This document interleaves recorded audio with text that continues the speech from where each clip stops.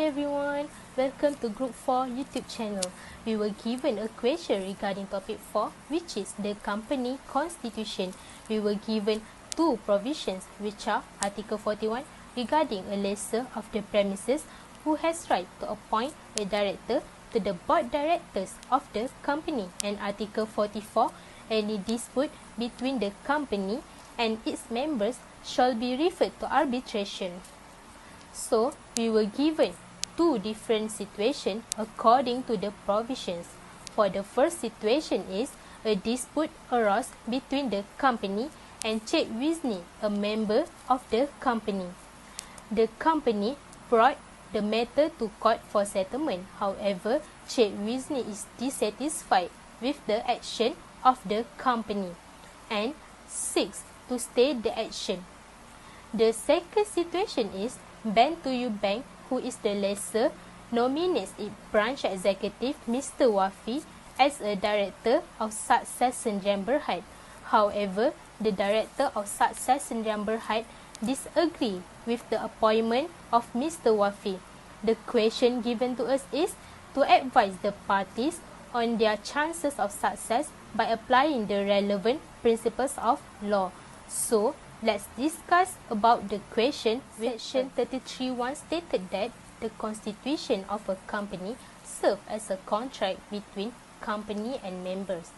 The constitution of a company is binding on the company and the members to the same extent as if the constitution had been signed and sealed by each members.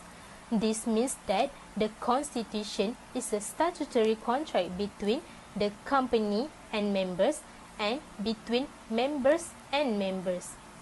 Any failure will become a breach of contract. So, the question is whether Cik Wisni and Mr. Wafi, who was nominated by Bank to You Bank, binding effect to company and member, or member and members, or company and outsider. Legal principles for the first issue are related with contract between company and members. Section 33 subsection 1 stated that the constitution of a company serves as a contract between company and members, where this section allows the company to take action against the members to ensure that they are complied with the contents of the constitution and they are able to force them to comply with it. However, members may only sue the company if the non-compliance of the constitution is related to their personal rights as members. We can refer the case of Hickman and Kent for the issue where the Article of Association (AOA) stated that any dispute should be referred to arbitration. However, Hickman brought action to court complaining some irregularities in the company. Defendant relied on the article to prevent Hickman's action. So, the court held that Hickman was bound by AOA because we must remember that the constitution is a contract between company and its members. Move on to the second case. The second case are related with relation with outsiders in the effect of the constitution. In relation with outsiders, the constitution does not constitute a contract that gives an outsider any rights against the company. The outsiders also cannot prevent the company from altering the constitution even when the effect of the alteration will result in a breach of contract. Long story short, a person who is not a member of the company cannot force the company to comply with the constitution. It is because in the relation with others, the constitution is not a contract, which means the company and the outsiders are not bound by each other. In the event the company might have chosen to include a contract with third party in the constitution, then they breach the contract, the third party may sue the company for the breach of contract and ask for remedies, but he cannot take legal action to force the company to perform the contract. We can refer the case of Ralph's Hotel Limited and Malayan Banking Berhad, where in the plaintiff's AOA stated that the lessor has a power to appoint a director of the company. Lessor then appoint itself as a director. Then plaintiff claimed that the appointment was invalid. In this case, the court held that the appointment was invalid because the defendant was not a member.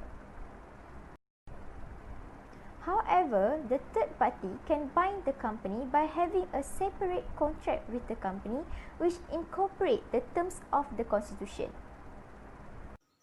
For the first case, Disney was unwilling to comply with the constitution.